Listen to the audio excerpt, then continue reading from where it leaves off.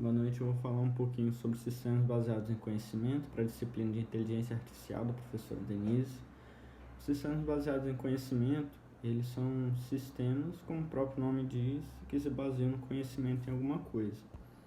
Eles começaram a ser estudados na década de 60 e antes disso eram utilizados sistemas com algoritmos e passam a ser usados sistemas que não só usam algoritmos, mas que são heurísticos, de experimentação.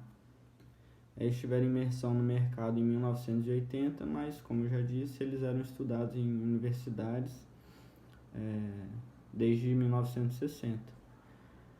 A ideia do sistema baseado em conhecimento é que ele tentava simular e emular a forma de pensar humana e a forma de resolução do problema, que era o GPS, General Problem Solution. Traduzindo, ela era a solução geral do problema, ou seja, como a mente humana pensava e raciocinava e chegava ao ponto de resolução do problema.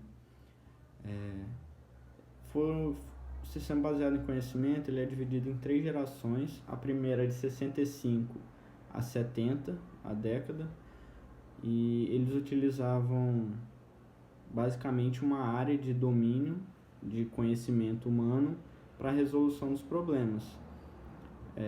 Um exemplo desse é o Maxima, que era um sistema, que era um sistema que era utilizado para a resolução de algoritmos matemáticos muito complexos, que no caso focou essa área do conhecimento matemático humano para se elaborar um sistema disso.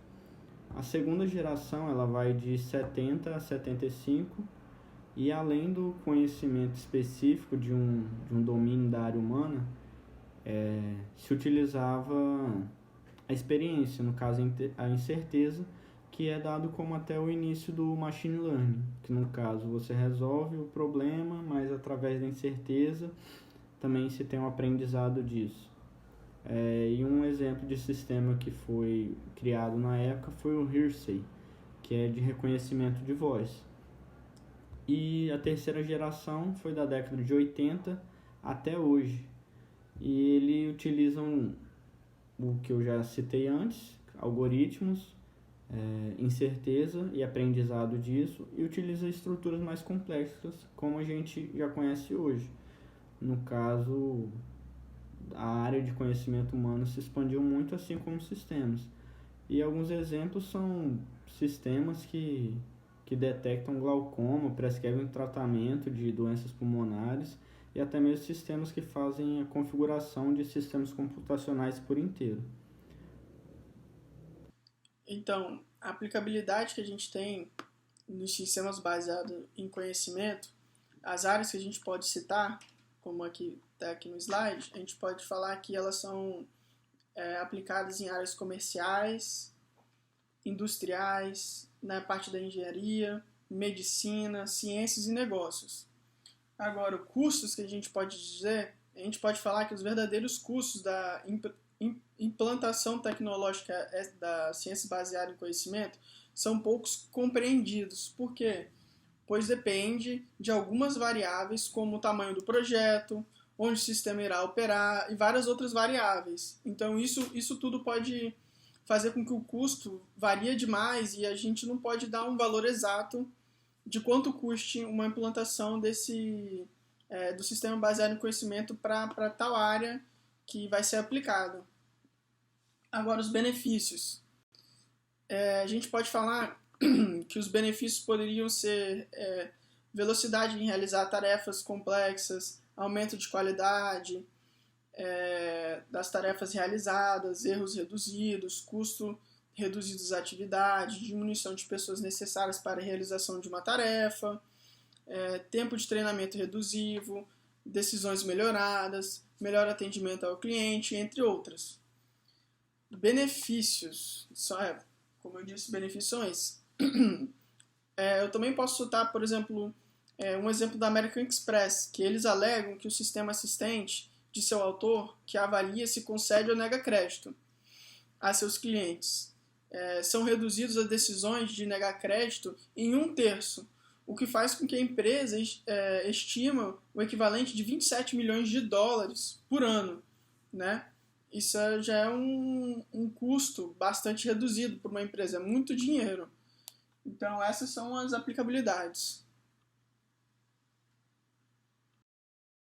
Agora, falando um pouco sobre a estrutura de um sistema baseado em conhecimento, ela é dividida em 5 partes. Tem um núcleo, que é onde ficam as principais funções do sistema, e o núcleo também é responsável por mecanismos de interferência. Tem a base de conhecimento, que é onde fica armazenado todo o conhecimento.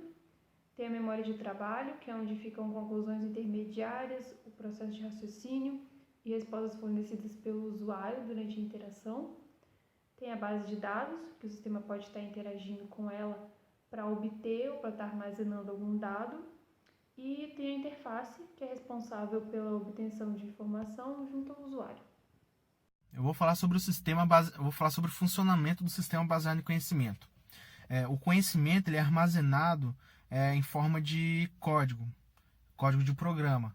E caso o sistema precise aumentar esse conhecimento, ele também precisa aumentar, teoricamente, o seu código de programação, ou seja, aumenta o seu conhecimento, aumenta o código, porque o conhecimento e o código estão vinculados.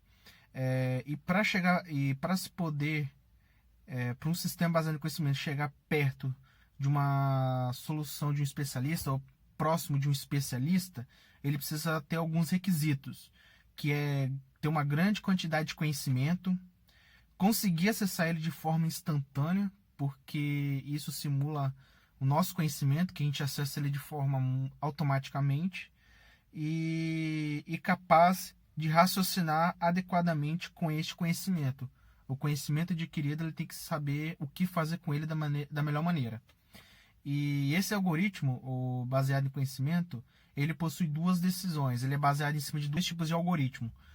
O primeiro é o regressivo, que ele se baseia que cada solução seja verdadeira e a partir disso ele tenta comprovar que ela de fato seja verdadeira. Ou seja, com as soluções verdadeiras, o que eu consigo provar com esse conhecimento que eu possuo. E o progressivo, ele age de uma maneira inversa. Ele chega à solução do problema a partir das informações do usuário, analisando os dados, baseando no conhecimento até obter uma conclusão, ou seja, o que eu consigo provar com esses conhecimentos que eu possuo. Tendo esses dois algoritmos, ele consegue distinguir, ele consegue resolucionar um seu problema. Para se poder chegar a uma solução, o algoritmo ele utiliza uma base heurística, usando a lógica de causa e efeito, em vez de outros algoritmos. Como como o sistema baseado em conhecimento deve simular o conhecimento humano, a solução do problema, o uso da heurística é superior a algoritmos, mesmo que a lógica seja menos precisa. Ou seja, baseando na heurística, ele consegue ter uma precisão muito melhor do que se ele fosse usar outros algoritmos que poderiam ter uma performance bem melhor. Mas, seguindo a base heurística, ele consegue ter uma prova certa do conhecimento em cima da solução. É isso.